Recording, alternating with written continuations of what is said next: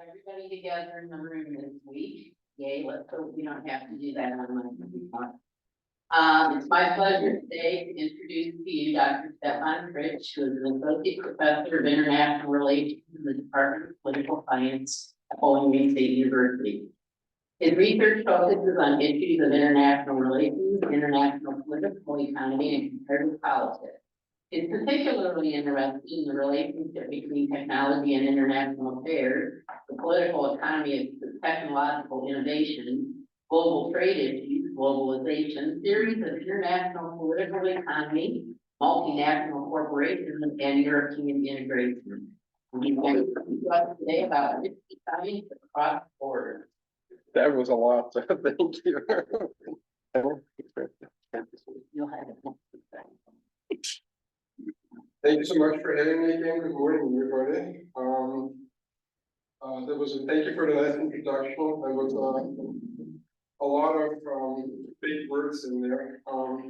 But in a nutshell, I'm generally interested in the way that technology sort of impacts world politics. I'm here today to talk about. I was tasked, I should say, with talking about science across borders. And we added the little word risky,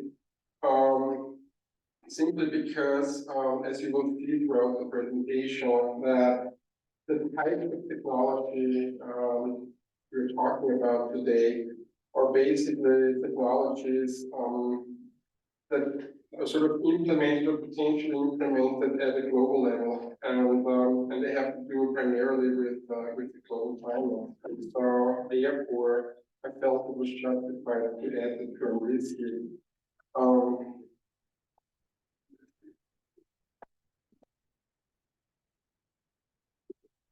So a lot of these technologies that I'm going to briefly sort of talk about today, obviously, are, people think about them, scientists, engineers, think about them, experiment with them, and try to figure out if it could actually help us solve some climate change related problems.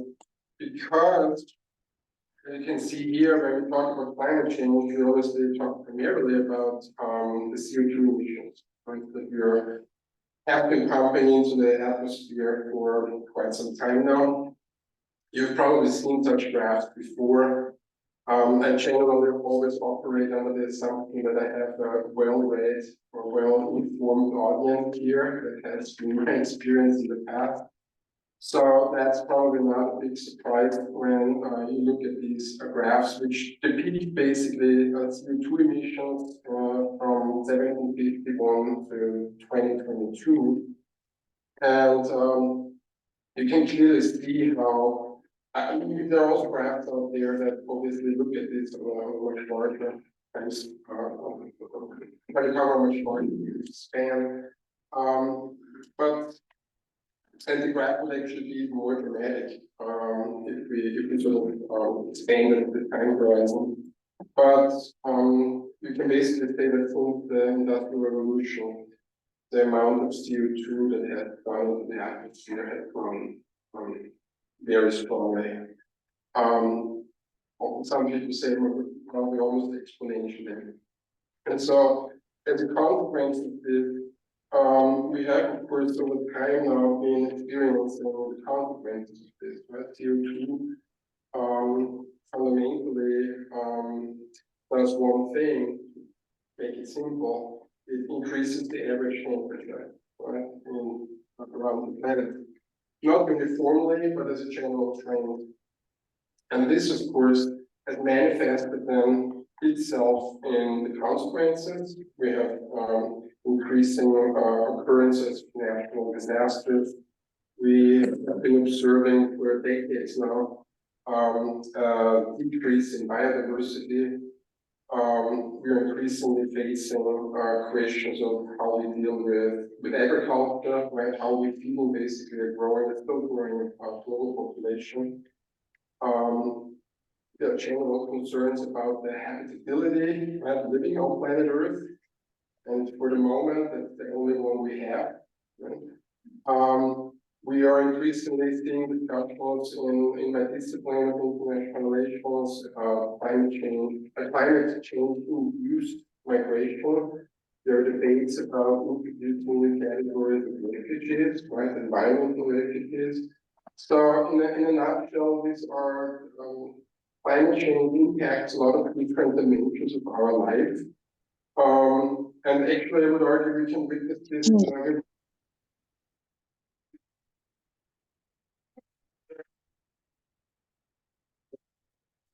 by a little bit of snow last week, right? But if you look at the long-term trend, it's just getting less and less. If you look at my own home country, native country of Austria, right? People are starting to worry about the winter tourism industry, right? We're a skiing nation, but that's increasingly disappearing because we just don't have enough long-term change, right? And with the long-term trends that are really challenging in a lot of countries.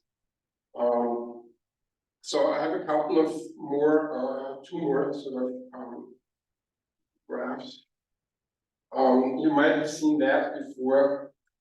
So that's a visualization of carbon emissions per capita, per person, right? Not per country, because that's not very helpful. If you're a large country, an industrialized country with hundreds of millions of people, then naturally you're going to emit more CO2 than a smaller country like, let's say, Austria, or a smaller country in Africa, like Zambia, right? So it's more helpful for comparative purposes to break this down on a per capita basis, or per person.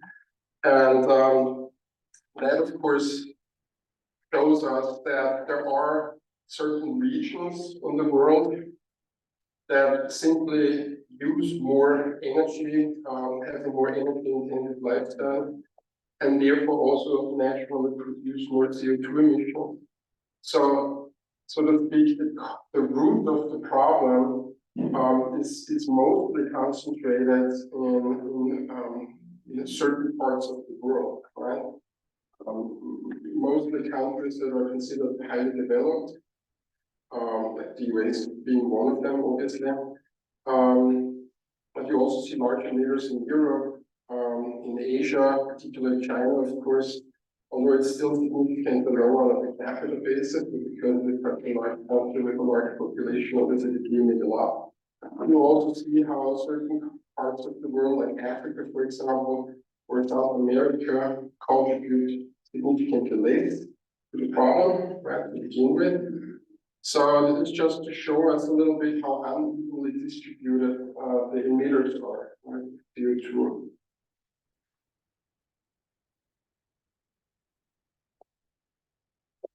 Okay, and here just a brief, and I'm happy to, you can distribute this afterwards if you're interested in the slide.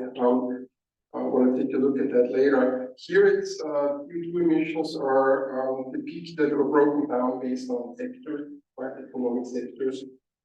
And a lot of this has to do with energy production, right, the extraction of, anything that helps us generate energy.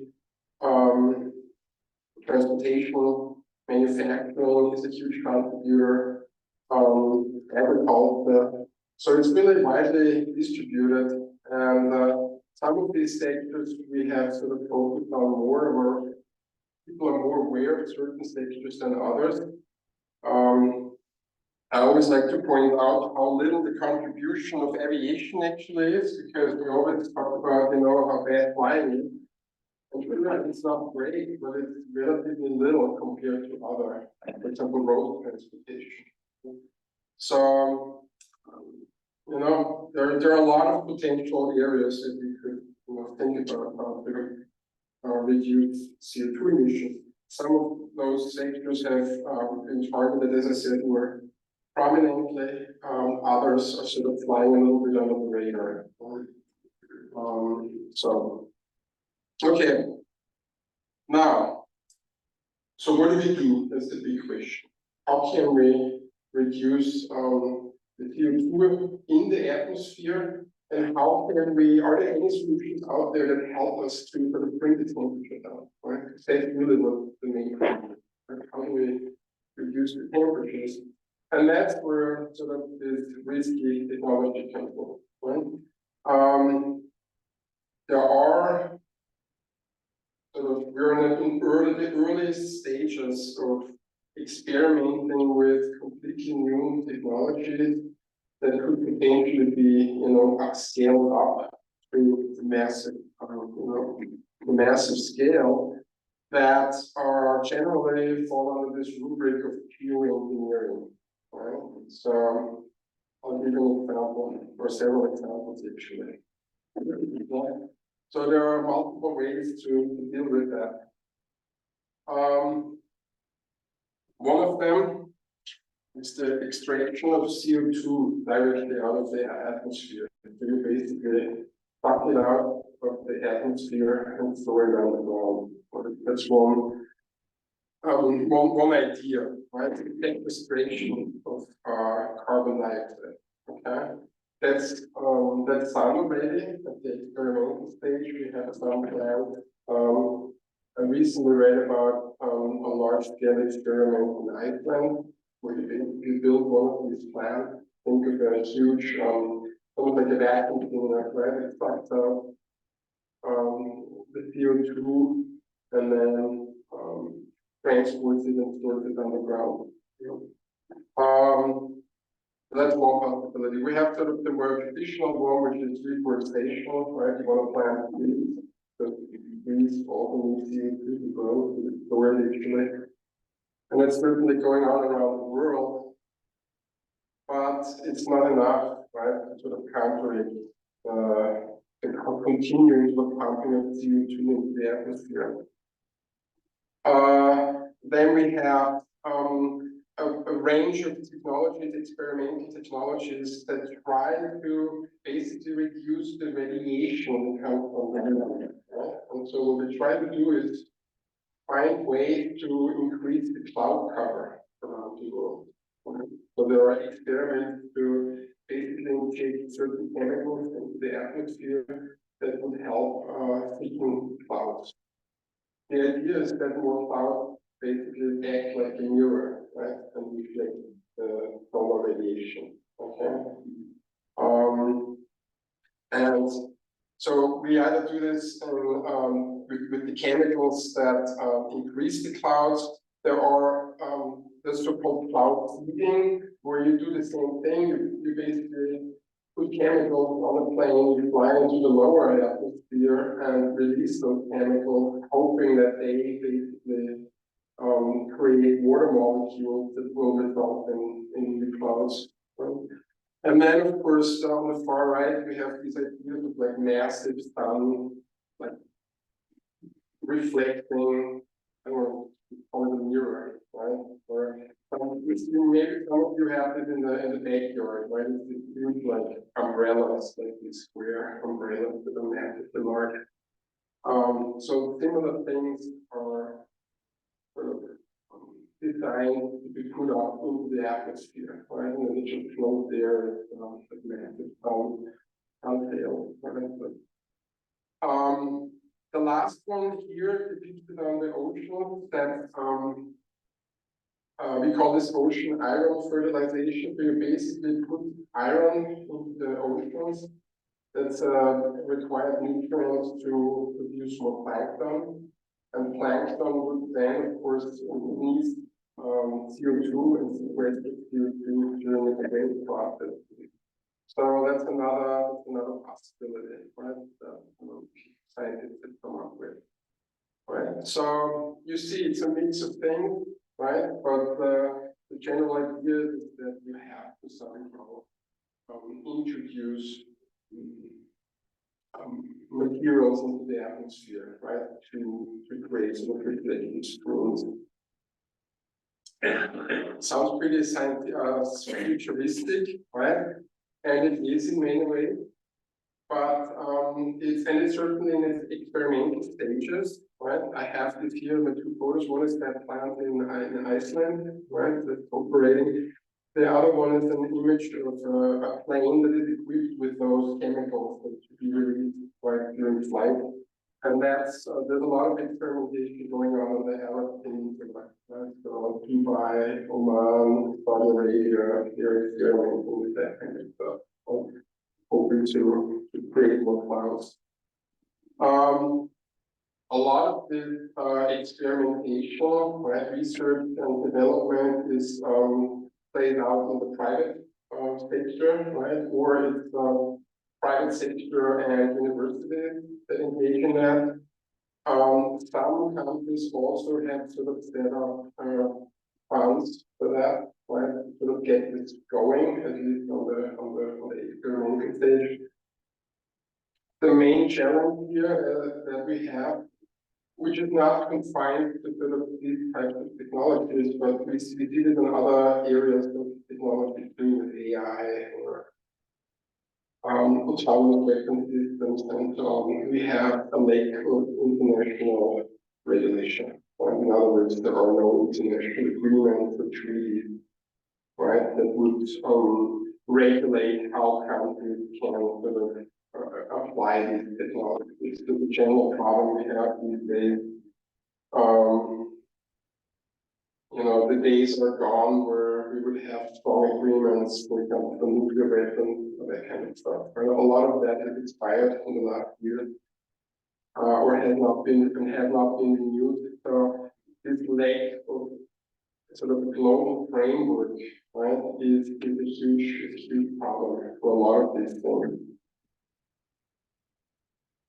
And basically that means everybody can do whatever they want, right? And there's no coordination going on with it, right? And so if you don't have global agreements that often also help us to create some sort of transparency, right?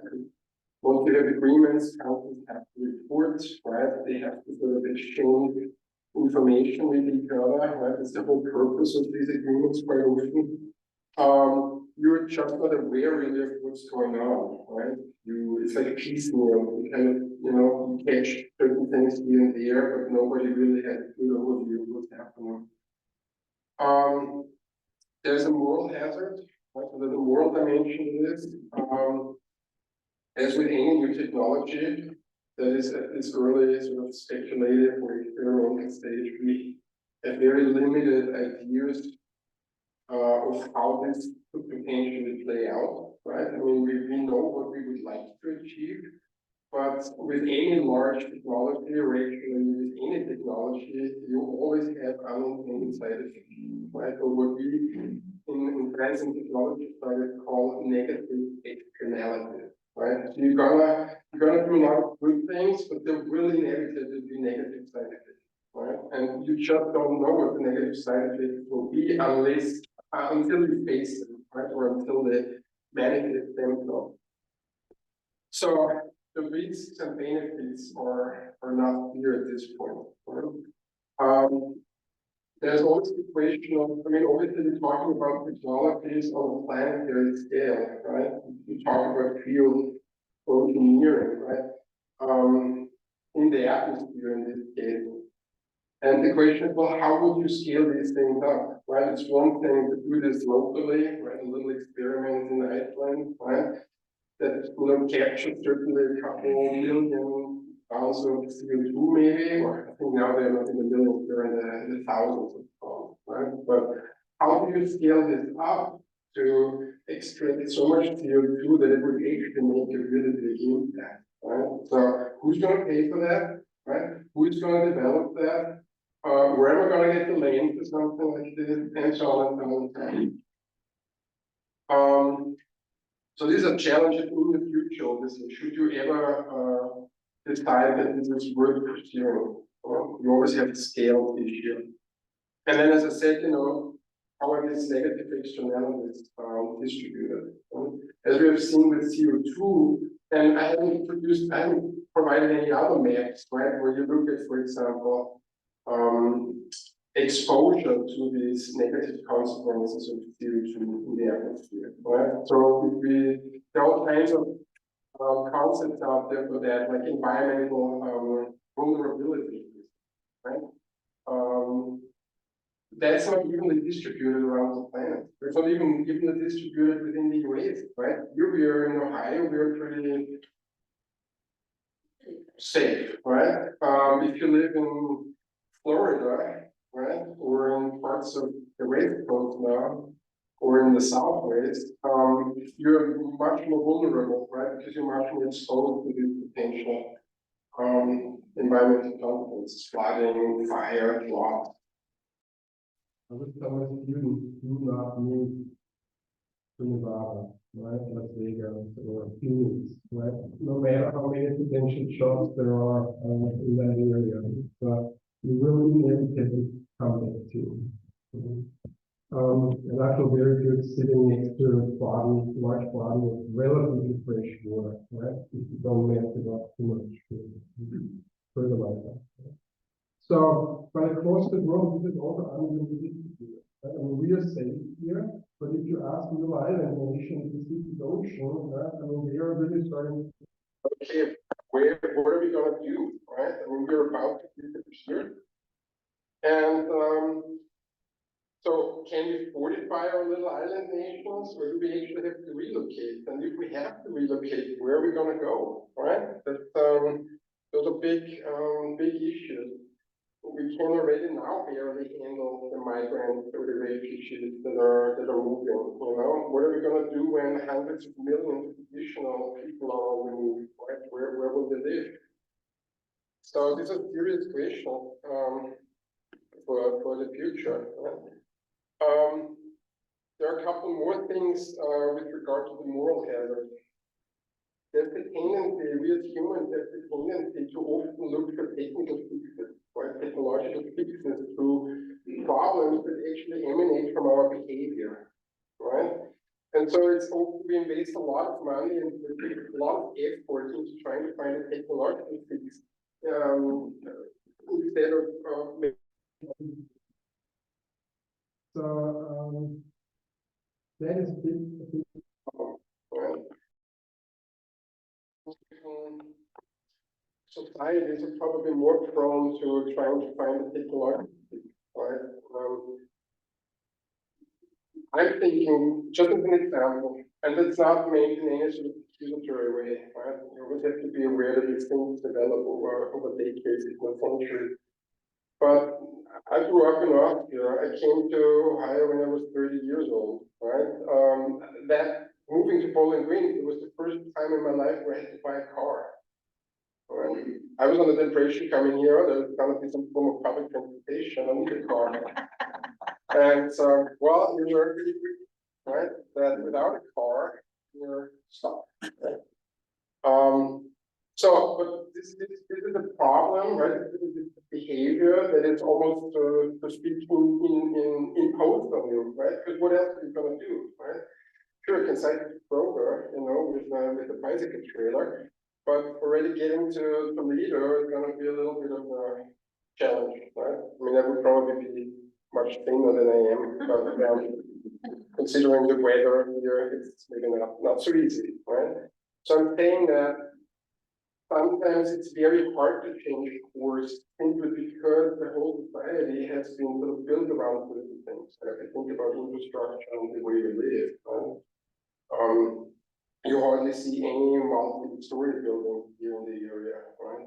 Even in Toledo, because there's just so much land available that everybody can have, you know, just a single detached house, right? So, I mean, it all plays into each other, right? This is so these are just some examples, right, for human behavior that are just hard to change. Another moral question is, well, if that's already true for us as individuals, right, then it must also be true for industries, right, companies and whole sectors, right? Will they make the necessary adjustments, right? Will they spend the money to become greener, right? As we have seen before, a lot of CO2 is produced basically by the way we make things, right? By the way we distribute goods and so on. So how are we going to motivate them to do this, right? To make the investment? Or what happens when all of these ideas are are accepted and companies get into the game, but not for the sake of sort of figure out the goodness of their heart, right, to save humanity, but in order to make profit, right? Contemporary example are the oil companies, right? The oil companies are still extracting gas and oil. At the same time, they're really investing in green energy. Not necessarily, as a side effect, it's good for the environment, but of course they want to make money in the future, right? So how do these things sort of go together, right? Especially if you have to do this on such a massive scale, right? To have an impact on the global climate. So these are some questions to ponder, right?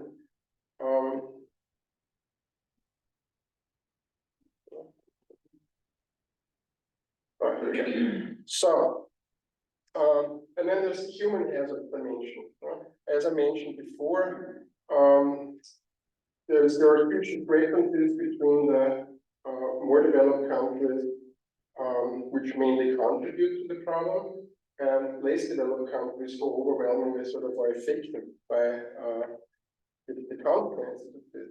Right? When it comes to these massive new speculative, high-tech solutions, a lot of the countries that face these problems right now, why are you wasting money on these potential new technologies that we don't even know if it's going to work or when it will be available, instead of focusing on solutions that we already have, right, and trying to implement things now. I don't have 100 years to wait for your geoengineering solution, right, to maybe work out. I am drowning right now, right? So they argue for immediate action, right? I need things to happen now. I don't have time for your research and your futuristic technological solution, right? So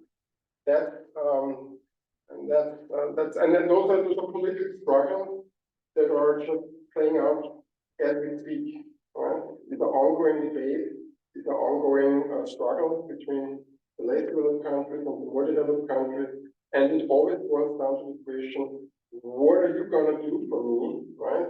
Are you going to finance projects that help me to turn my country into a greener economy, right? Are you going to compensate me for the losses I experienced, right? As a consequence of your lifestyle, right? And that brings me to another major issue, and that's the complexity, right? When we talk about the global climate, and when we talk about technological solutions, especially at the global level, then you simply have to deal with the fact that these are super complex and interrelated issues. And that's where in the science, in the social science analysis, we bring in the term sandwiches, right? So if you want to, people who sort of are interested in these areas, right, where technology plays such a big role, we think of the way that these, I don't even want to call them systems, right? So you have human, you have technological artifacts, you have infrastructure systems, right? But they all are interconnected, right? And I can't think about these things by sort of artificially disconnecting them from each other, right? So if you want to think about biodiversity, then it makes no sense to think about animals, right, or nature as something that's separated from us, right, conceptually. We're part of it, right? And so, think about the traffic system, right? It's human, it's cars, it's the infrastructure, it's the gas station, it's suburbia, it's all of this together, right? You cannot separate these things out. And so it's more helpful actually. It's certainly challenging conceptually, but it's helpful to think about these things as tightly interconnected. I like to use the term entangled, right? We're always entangled with these things, right? We're not separated from them. And so you have to consider a lot of individual components, right? That are sort of together form these sandwiches, right? If you want to find effective solutions. And you have to implement them not just at the global level, right? It's geoengineering obviously plays out at the global level ultimately, right? But when we talk about tackling these challenges, all levels are involved, right? Local, national, and ultimately global, right? And that is always very nicely demonstrated during these climate talks. The last one was in Dubai in the fall of 2023, just about two and a half months ago, right? And you could, I mean, I followed this on the sidelines. I'm not a specialist on climate talks and stuff, right? But just from following them in the media, you could see all these conflicts play out, right, during this summit, right? You have which ironically was hosted in an oil-producing country, right? And the chief negotiator, the president of that whole event was actually the chief executive of, I think, Dubai National Oil Company, right? And so that already was for many people like a non-starter. But they were like, they said, you're not serious about it. How can you be like, so, you know, it was an uphill battle to even get a concluding sort of document, right, formulated. But you can see all these different conflicts play out, right? You've got the oil industry, you've got the green industry, right? The wind turbines, and then all of that, the solar energy people over there. You've got the less developed countries, you've got the industrialized countries, you have you have the tree huggers there, so to speak, right? And they're all there and they're trying to figure this out. And then it's extremely complicated, and everybody has their own little, you know, has their own interests. And it's not happening fast enough, right? That's sort of the general impression, right? That there's a lot of talk, right? But we would actually need faster action. Right? So that brings me to this fundamental problem when we talk about the global climate. We can extend this to environment, all kinds of environmental issues. We're fundamentally talking about the famous tragedy of the common. Has anybody heard about this? Yeah. So tragedy of the common basically means that people have a tendency to overuse resources that are basically available to all of them. They are what we call a public good, right? Let's take air, right? Air is the perfect example for a public good. I cannot exclude you from consuming air. Or it would not be, there are only particular ways we could exclude somebody, right? But we won't go there, right? So you overuse the public good, right? In order to generate benefit for yourself. But then you have the tendency to overuse it, and if a lot of people overuse it, it potentially ruins the public good, right? You destroy it. And the climate or the environment is basically one of these public goods. So how do you tackle this tragedy of the common if you cannot come up with effective solution, right, at the global level? So that's where we basically, I think that was the last slide. Yeah, this is the last slide. So that's where we are, right? When we have a lot of ideas, and there's definitely a lot of effort going into this already, right? I'm not saying that nothing happened, right? But we keep looking at the numbers, right? We keep looking at the reports that come out every year. Just for the COP28, the International Panel on Climate Change, which is this sort of international body of scientists, several thousand scientists that produce the climate assessment every year. Again came out and said, listen guys, you're approaching the magical number, right, of 1.5 degrees, right? The 1.5 degrees meaning that's the increase of the average temperature, and that has been identified as a tipping point, right? If we get over this, then the climate is really gonna sort of what do you call it? Well, we're gonna get to a point where this change has become completely irreversible, right? We are already at 1.2 degrees above average temperature for last year, which was again the hardest year that we have been measuring. I think we've started measuring this. So we're getting to that tipping point. That's the tipping point.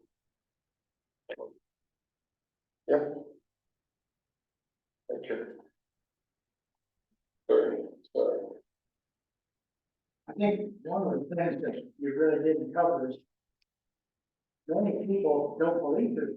I mean, this day and age, the people are saying, it doesn't happen, it's a normal cycle. So why are you too worried? Well, I think we need a concentration on informing people that there is a problem and convincing. If they keep believing there's no such thing as climate change, why would they want us to do research? Yeah. Well, there's snow out there, wasn't there snow out? You can't sell before. It is raining, right? Yes, you're right. I did not. Maybe this was a subconscious mutual, but I don't know. Right? But that's definitely one of the big problems. But that ties into the more general science skepticism that we have these days. Yeah? I'm always reminded of it's almost like when you read about Galileo Galilei, you know, and how he had to sort of, I mean, he was fighting the church, right? But I feel like we're almost sort of a little bit reverting back into sort of the medieval times, you know, this dark, new dark ages, right? Where there's just a general science skepticism. Unfortunately, you're right.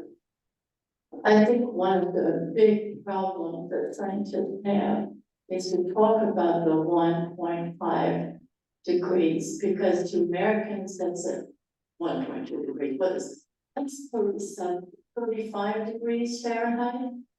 Now, if that had been put to them from the beginning, it's not 1.2 degrees, it's 35 degrees Fahrenheit more than we had before industrial age.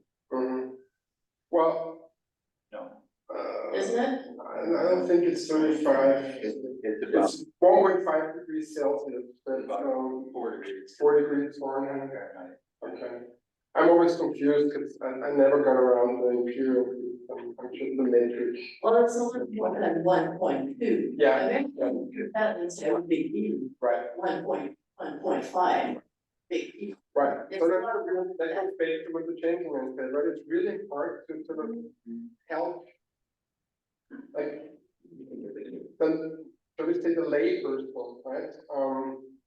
To understand what this actually really means, right? You're right, 1.5 Celsius or 4 Fahrenheit.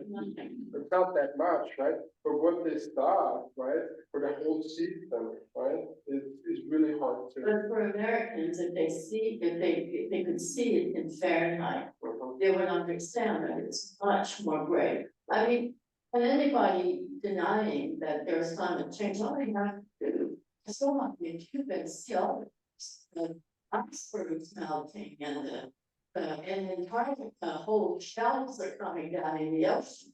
I mean, it's undeniable, and I think that on a global level, most refugees are climate refugees. Am I right? Or I wouldn't say most, right? I mean, these are, a good you number, get it into another dimension, like they're all overlapping, so right? it's not just climate change, but it becomes increasingly another factor that motivates people. Well, and Americans are really, really worried about more refugees, and the way I looked at it, it's like the song, you ain't seen nothing yet. Yeah. They're gonna keep coming, Well, for sure. and it's in our best interest to put those measures to reduce. Yeah. But that, I mean, I'm 100% with you, right? Because we can talk as much as we want about securing the border, which of course we have to do, right? But you're not gonna, those people are gonna keep coming unless we, and for the Europeans, it's the same in Africa. I mean, well, unfortunately, we can't build a wall, right? Because we have the Mediterranean, right? Which is sort of a naturally existing wall, right? The people just drown in the Mediterranean. But whatever the Europeans are talking about, right, it's not gonna, it's like a Band-Aid on the wound, right? Right, well, keeping them from coming is first of all. The wall at the southern border is being breached every day, I mean, thousands of times. No matter how big and how vast it is, it's gonna be breached. People find ways, they go over, they go under, they go through, they are coming one way or another. So unless those nations do something keep people where they are. And see, you're talking about people dying in the Mediterranean. We have people dying in the Rio Grande and in a lot of, in the desert in Jamaica. And the people wonder, why are they willing? Well, it's very simple. What's behind them is worse than what's ahead. Mhm. They're gonna keep on coming. Agree. I would do the same thing. If you live in a place where the land is, you can't grow things anymore, or you've been flooded, or you're, in fear for your life, what do? I You agree. go somewhere You're right. You're perfectly right. and, But that takes long term, like, it's like, you have to have a long term perspective, right? But again, they're dying right now. well, and they're thinking in election cycle, right? Politicians thinking 4 years or 5 year terms, depending on what And country. they you're pass talking the about, buck. Right? Yeah. And it sometimes also is, it makes for a great politics, right? If you actually don't, let's say, you don't do a big sort of overhaul of the asylum system or the immigration system, right? Which would be the logical thing to do, right? But instead, you just sort of continue modeling through because that's how the political scientist, the cynical says, well, it makes for great politics, right? You can rile up your base, your respective base, and right, instead of finding a constructive solution to that. Well, if you don't mind, just one thing I'd like to say, we all throw up our hands and say, oh, what can I do? Well, there are things that we can do. And they're small things, but they have an impact. If you reduce the consumption of meat, Yes. 1 day a week, start there. I don't eat meat personally, my husband. And he's not ashamed either, but if you reduce that, that's one Right. thing you can buy a hybrid car instead of a gas guzzler. You know, these are small things that we can do. Right. Turn off the lights, you know, I run through the house the whole time, and just go up to everyone turning on the lights. Yeah, you can walk someplace, walk instead of driving. Yeah. But, you know, if we say, oh, well, the government will fix it, well, not until. No, it's true, right? And within sort of a certain range, you can do this, right? I mean, for example, if the weather permits, and it's kind of a fun experience.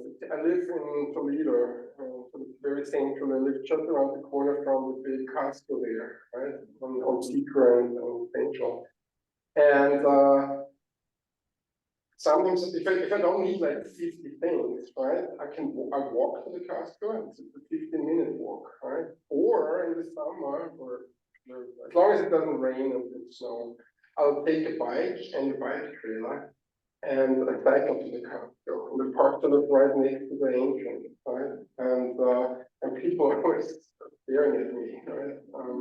But it's perfect, right? I'm actually home faster than with the car, right? So home. So there are definitely things you can do. Or insulating your house, for example. We've seen a lot of studies in behavioral economics, I think, where people will buy an electric vehicle, right? Because it signals many different things, right? A, that you can actually afford the car, so it's a status symbol. And then you do some virtue signaling, right? And care about the environment. But the cheaper and more effective way of doing something would actually be to insulate your house, right? Really well. But that's not as sexy, right? As a new car. Right? And it doesn't necessarily get you the status benefits, right? I mean, you're not going to run around and say, "Boy, look at the house, doesn't it look great? You know, it's weather or it's insulated, right?" Versus, "Look at my brand new car." Right? Yeah, I mean, I didn't want to promote any companies, right? But even when it comes to electric vehicles, you might have read it recently, sort of the hype is over, right? People are actually sort of the sales are slowing down. Well, they don't do well in the winter. Exactly. So I'm sure that's put a big dent in the whole enthusiasm. But it's also about the still electric infrastructure, right? Charging station. And then, I mean, and I would argue the price, right? I mean, I find them still way too expensive, right, to ever become mass market kind of thing. That's why I say hybrid, go hybrid. And then and then the question of it is, where does the energy come from, right, that you charge your car with, right? The electric vehicle is all fine and well, but they certainly use fewer resources, right? Just the way they're built, right? But that doesn't mean that the car is necessarily perfectly green, right? You have to look at where do the raw materials come from for the batteries, right? What has happened during that whole extraction process? It's somewhere in Africa, it's probably horrific working conditions and all kinds of other questions associated with that. But if the energy that you put in your e-vehicle is produced in a coal-fired power plant, then it's sort of, the net impact sort of goes Oh, down. it's not clear, it's not clean, it's not, nothing is perfect, Right. but we have. It's better than, I agree. For my pet peeve right now, I always had a pet peeve with big trucks, pickup trucks. Wow, pickup truck. Now we build like the Ford F-150 as an e-vehicle, except that the battery weighs like half a ton, and they've shown that these larger electric vehicles, when you tie them up, are doing worse than a smaller gas powered car, right? So yes, what you said, right? It's better, but there's still way to go. Well, good morning. Good morning. First of all, I would like to thank you for the very informative and wonderful presentation that you put on. I will say that before I started teaching in the university where I teach now, I never really considered like the way nature, land, all of those things factor into our environment and how the weather, things like that go. Right, so it leads me to my question.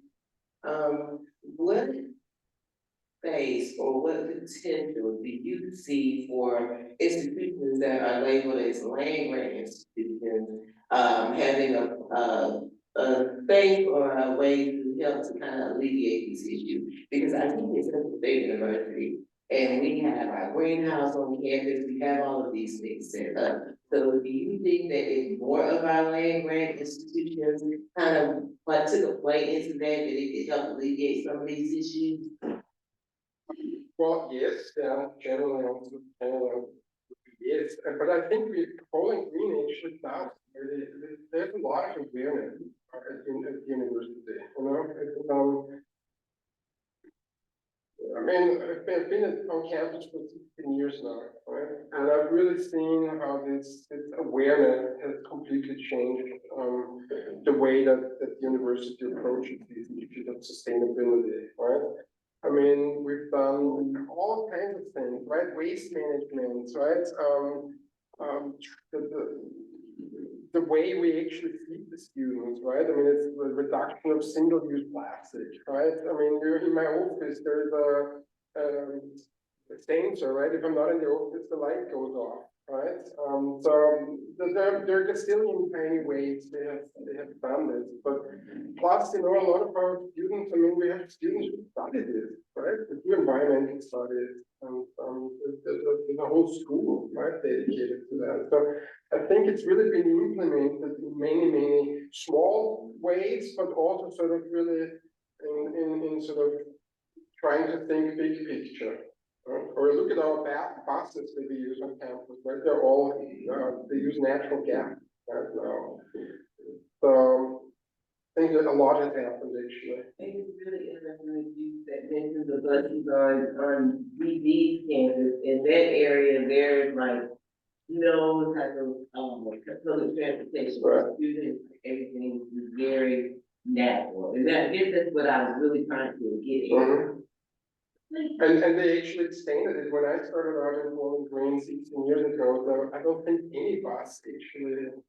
There might have been 2 bus routes to like off-campus doors or something like that, right? Now they go. When I started out here without a car in my very first semester, I actually walked to Kroger. I was living on campus in a dorm, and I would regularly walk to Kroger. And I would always encounter like police cars. I would had a big backpack, right? I was walking to Kroger because it was fine for a week or so, and you would see the police cars that would slide around, you know, it would winter 5:30. I was going somewhere and it would. They were like, what are you doing here? Like, you know, just never said anything. You know, the car slowed down and they were taking me out. What are you doing here with the backpack? You know? And then an hour and a half later, the same thing on the way home, right? So we're like, no, I'm legit, don't worry, you know. But there was no transportation, right? So now it goes to Kroger. Right? Yes, it do go to Kroger. So things are changing, definitely. All right, so we do have a question on Zoom, and it is, the US just expanded its territory by 1 million square kilometers. That was December 19, 2023. The extended continental shelf areas include rights to mining, mineral rights, and pipelines. So any new regulations that address restrictions on pollution in this area, the source is their.com of this year in January. Unfortunately, I have to confess that I do not know. That would require a little bit of research. Right? So I can't give you a detailed explanation, but usually, let's see. I have a question, well, two actually. I hear so many bad things about AI, artificial intelligence.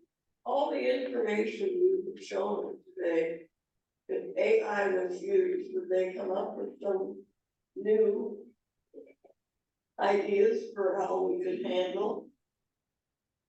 Well, I mean, the AI is already used in science, right? I mean, It they is supposed to use be a problem solver, right? right. I mean, you can do a lot of sort of stuff, that computational stuff, right? Or there's a lot of AI. It's used to detect new substances for medication, for example. As I understand it, AI is very good in doing that, right? Finding new combinations of substances, chemical substances, and compounds. I'm sure people start using it to sort of think about these bigger issues. But if you ask AI nowadays, how do we solve climate change? And my host just say, well, maybe we should get rid of humanity. You know? If it's the evil one, you know, it's Instead of trying to solve the world problem, if you just put in all problems we have to work on. Because you say you're safe, I don't feel safe. It's not like it was 50 years ago. There's been tremendous change. Our soil is falling down.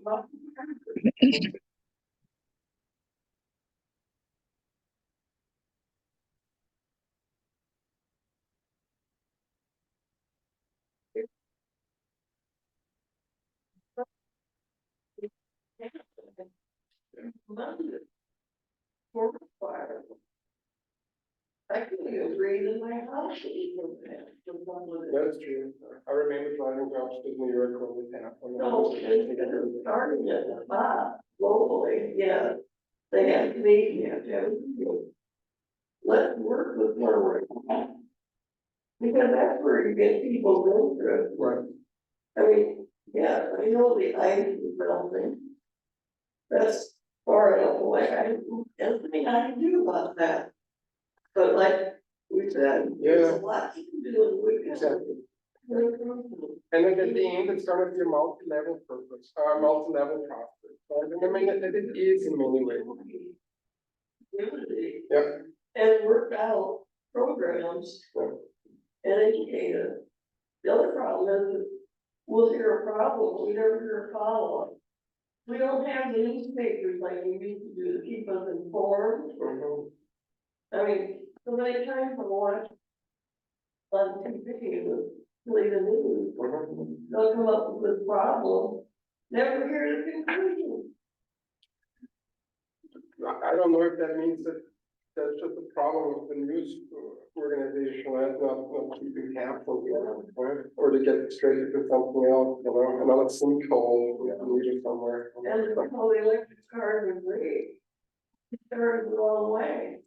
They should put the charging station in place, ready to go. Well, the problem here is that it's like a chicken egg problem, right? So do I put the charging station in up front, not knowing if people will buy the cars, right? Or do I then afterwards basically start trying to catch up with putting them in place? Well, it's like the hybrids, they're great.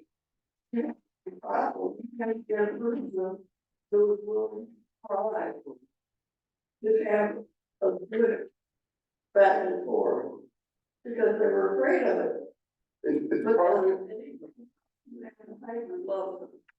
And I think it's the same way with electric.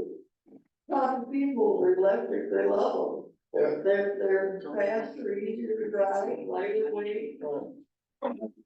I say, yes, I have no experience personally with electric vehicles. I'm always of the, let other people be the pioneers, right? And then I'm like the guy who buys the last model of that particular car, right? I never buy the first model of a new car, right? There's no too many cars, right? But I agree with you, but the main problem with the charging stations, for example, in the US, was that it wasn't put in by the government, right? It was a private company, right, that put them in. And now they have to catch up with the demand, right? Bowling Green charging stations are put in by the government. Or here but it was also a Tesla related company that did it too, right? And now it's Bowling Green. okay. Local government, then how did they pay for that? Is it the city or did they get something from the state? I don't know, but I think it's from the city electric bill. Oh, okay. So you parts of your electric bill finance that. Sorry, yes, sir? One of the things that bothers me is that the people who are espousing at the top these methods are violating the very principles that they're predicating their argument. So why do they have to go to Davos? I've been there, a lovely place. They don't go to Siberia for countries. Why don't they do it with Zoom? Beats me? Because everybody hates Zoom. Well, I mean, so if you look at the people who are like Terry and his plethora of houses and expenditure, and he wants me to give up my little automobile. There's something kind of hypocritical. I'm with you. I'm with you. But that's all brought up again, any kind of global summit, right? When you look at COP in Dubai, you had, I don't know, over 30,000 people, I think, at that summit, right? And of course, if the people then point out, well, there's a huge CO2 footprint associated with the climate summit, right? I'm with you. Yes, sir. Could you talk a little bit about the political dilemma of between the haves and the have-nots? And the have-nots started to step up, they all suddenly want all of the amenities that we have had, and that's going to put pressure on our resources and global warming. If you talk about the political dilemma there in reaching a consensus. Well, so from the moral dimension, that's me, right? That of course, if I'm a person, let's say a rather poor person in Africa, right? They have the same aspirations, right? They want to have roof over their house, they want over their heads, they want the refrigerator, right? They would like electricity, right? But so who am I to say, well, sorry, you can't have that because we're reaching tipping points, right? You got to restrain yourself, for the greater good. So the moral dilemma is actually that we can't deny these aspirations, and these people have the same right to that kind of living standard, right? The question is, how can we help these countries achieve that in a more sustainable way, basically? So I think the challenge would be to avoid this sort of like, don't do as I do, right? You have to figure out how they can reach that lifestyle or living standard with, in a sustainable way, right? And for that, they would need to get our assistance, right? Technical expertise and whatnot. So it's a dual edge, the double-sided coin, right? Because we have to figure out a way to lower, right? We don't want to lose those living standards either, but we also have to figure out how to lower the ecological footprint, basically, right? So the political dilemma then becomes, okay, the question goes back to, are we just gonna lecture these countries about, the necessity, or are we actually gonna assist them, right, in a meaningful way? Then again, it's not patronizing, right? There's always this, the danger, right, of coming in. I don't want to say this is sort of a new colonial, like, oh, let me tell you what you have to do, right? It's more like, okay, what are your needs and how can we help you in meeting those needs, right? In a more sustainable way, right? So yes, the message also is don't make the same mistakes we made, right? But yeah, this is very delicate because that gets you quickly into sort of post-colonial sort of relations. And we better do it because the Chinese are there to help them. Well, they have been there for a long time. I'm running this year's Model United Nations course in the spring, which takes the students ultimately to New York City for a simulated, UN conference. And we were assigned the country of Zambia, right, in sub-Saharan Africa. And so as we were learning about Zambia in the class, the Chinese were there from the moment the country gained independence in 1961. They were the first ones to build, in 1961 already built a railway line from the copper belt, which is sort of the main region in Zambia where they mine for copper, which is the major export of Zambia, and it's 90% of Zambia's GDP, to Tanzania, Dar es Salaam, on the eastern shores of Africa. So, this renewed rush to this new scramble 2.0 for Africa that has been all the rage in the last decade now. The Chinese have been there for a long, long time. Just weren't aware of it for a long time or didn't care. And the Chinese are arguing that, hey, I'm particularly well suited to help you African countries because I have experiences with what it means to face colonial power, right? I had my struggle, for independence and all of this, so I know exactly. I was underdeveloped, and sort of worked. I don't want to use that image of pulling yourself up by the bootstraps. It rarely works for me, right? But there's a lot of overlap between sort of China and African countries. Not all of them, right? But a substantial number. Yes, please. I'm glad you're talking about science, because that segues into my question here. You put up a chart at the beginning of the class that showed the per capita emissions in China was slightly behind the US.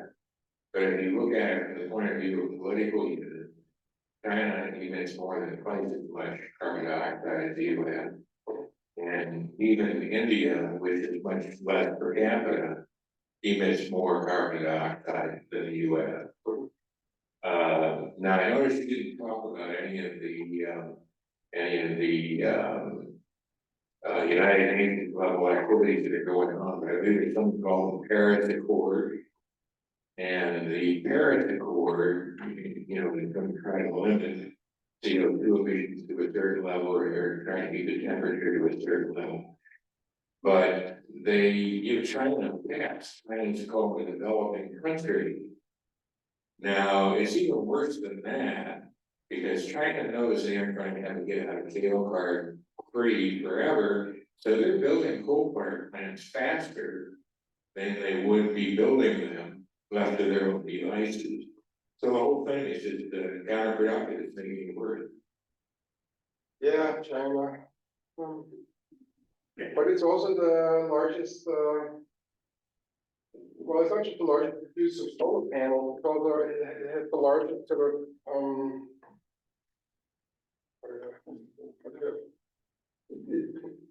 as it built, roughly, I think the number was like a coal-fired power plant every, whatever, 2 weeks or so, right? They're also putting in a lot of free energy, right? China is really sort of the, I don't know, I'm always split on how to describe this, right? And on the one hand, you have, the party faces this tremendous pressure, right? The Communist Party to actually produce more energy, right? Because that's what they need. We can't cover it fast enough with sustainable, like renewable energy, right? So, and plus it's sitting on a lot of coal anyway to begin with, right? So yes, I know that China is it's the elephant in the room, right? And I just heard that, what was it, a couple of days ago,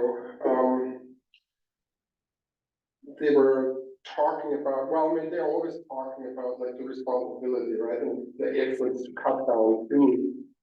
But I think eventually, because China is itself facing a lot of consequences of climate change, right, it's not like they're immune to it. So I would argue that what the big challenge for the communists is wearing the development needs, right, or the economic growth needs, with the increasing awareness that, oh, I'm kind of like digging my own grave here, right, from an environmental point of view. That's kind of like the way I kind of try and think about China, right? Of course they're bad, right, in many ways, right?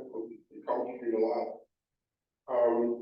But I think at the same time, they know that they have to get more on the sustainable track. Right? The problem is just that, as you said, they're still developing technically. They're not considered a high income country. Thank you, that was important. But I don't know how to square it, right? I mean, I'm not a communist. Must be formidable pressure. Thank you very much for your. Do we have any other questions? Oh, Walmart. When you really look at the bottom line, we don't have any leaders in the world. I mean, there's nobody that's really stands out. We say, man, that guy's got it together. We would believe him. We don't trust our own doing. We don't trust our own people. I honestly, I mean, okay, so that's the for another observer, right? I do not vote in this country and never have again. So I think, unfortunately, and maybe the people who disagree, I think the current president doesn't get enough credit for what he's done. Especially when it comes to these questions, right? Environment and greening of the economy. There was a lot in that horrible name for this, Build America Better, or it was really weird. Build Back Better. Yeah, Build Back Better. Bill, or whatever you want to call it, right? There was a lot in there. A lot of people focus like on chips and all of that, right? And high-tech competition with China. But there was a lot in those bills for the environment, right? And for greening the economy. And I think, in this general sort of, the whole country is already in election campaign mode. This sort of went under a little bit in the news. I don't think he gets the credit he deserves, or his administration gets the credit he deserves in those areas. We're still focused on inflation and that kind of stuff.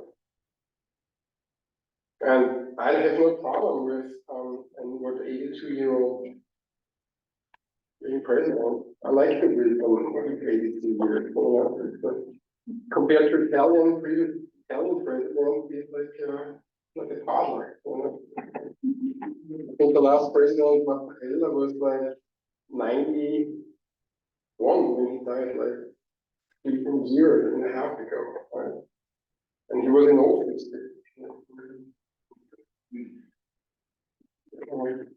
I like, it's like a little bit, I don't want to sort of, I'm not a groupie or anything, but I like that kind of the gray, kind of wisdom that comes with age. Flow is good,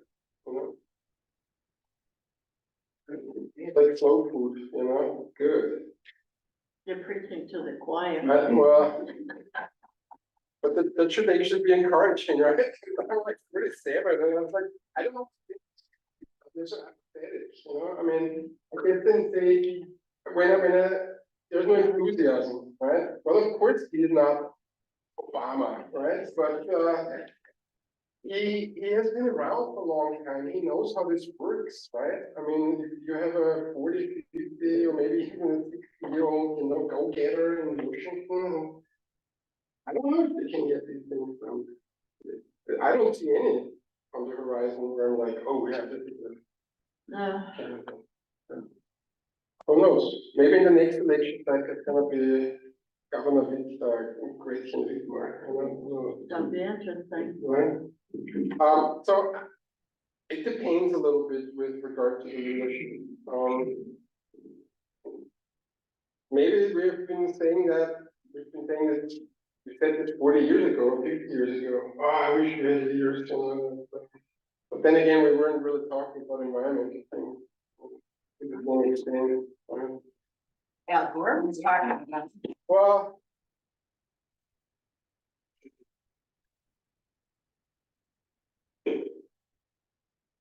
All right, are there any other questions? All right, well, Really quick, it's not during COVID, we got sort of a hope that, contingent, like we saw a lot less drivers and things like that. And maybe, and so I guess that my question is, were some of the environmental improvements that I read about during COVID, were those things legit, in China and pretty heavily populated?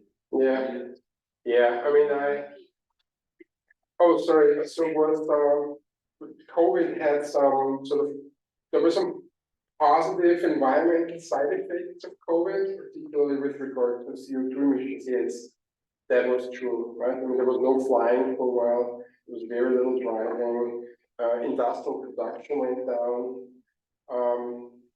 I followed this a little closer because I simply happened to be in Italy at the time. I was on sabbatical during 2020, 2021. I was in Florence, Italy. And the Italians, especially in the northern sort of industrial triangle, around Milan, the air quality improved so dramatically that the number of asthma cases went down dramatically. So there were positive effects, and I think what it made a lot of people think about was like, life can be different, right? It doesn't always have to be like that. In Florence, it was sort of lived in Florence for a year, and it was a year, and I've been to Florence many times before. And it was a year without tourists, right? No tourists in the city for a whole year. And if you know Florence, especially during the summer, it's like mayhem, right? During the city, center, and it was heaven, right? It was quiet. Well, there was only Italian. Could only hear Italian. It was bad for the local economy, right? Because it's so dependent on tourism, but everybody was kind of like happy, right? They had the city to themselves, right? There were no buses, shipping the tourists in from Livorno, from the cruise ships, and all of that. But obviously everything changed again very rapidly, right? I mean, these were not permanent changes, right? I think it was just a hint of people sort of realized there for a moment that, this could all be somehow different. And in some places, like in Venice, for example, it really triggered this sort of whole debate about sustainable tourism. And that's when they finally decided to, I mean, they've always sort of docked the boats now, the cruise ships, for a while now outside of the city, you know. There used to be these images of the big cruise ships basically going through Venice, right, on the Tribeca Canal. But they kind of ruins the foundations of the city, right, because the cruise ships create this massive wave. And so they docked the city, the ships now permanently, nobody's going through the city anymore. But what they also instituted was, now you have to pay tourists that come in, the day tourists. I don't know exactly how they implement it, they have to pay a local tax, like an entrance fee basically for Venice, 20 bucks or something like that, 50 bucks, right? To sort of compensate for partly also for the environmental impact, right, of tourism, because that's undeniable. The waste that is produced, I saw it in Florence. I mean, I usually see it during the summer, but then it is amazing, right? The use of single-use plastic bottles in a city in the summer when it's like 100 degrees, you know, is substantial. Besides the environmental footprint of getting there. Yeah. I don't know if that answers the question, it's a little personal impression. But then Italians are different anyway, right? The gas prices are super high in Italy, some of the highest in Europe. I mean, the gallon will usually cost around $7.50. So that's a strong incentive to drive small cars. You think twice before you get in the car. But then again, because of the density of the metropolitan areas, it's also easier to do this, right? I mean, you know, you can use a bike or walk, right? Or if you have in these dense urban environments, public transportation systems, you know, that gives you the required alternatives to the car. Here it's just geographically already much harder, right, to do this. I mean, who's going to pay for this again? Right? I'm always enthusiastic about the discussions of railway, you know, connecting the 3 C's and whatnot.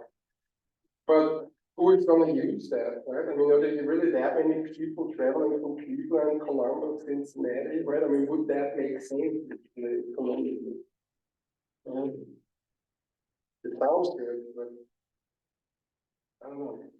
I don't think we have the density for that kind of infrastructure.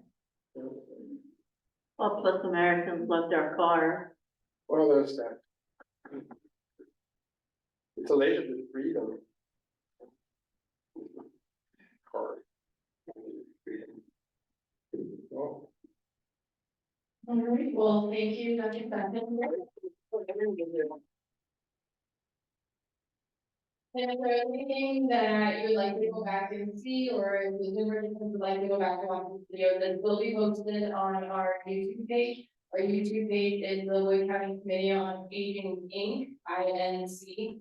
So go ahead and look that up. We'll have the post speak on here soon. But thank you all for coming today, and have a wonderful weekend.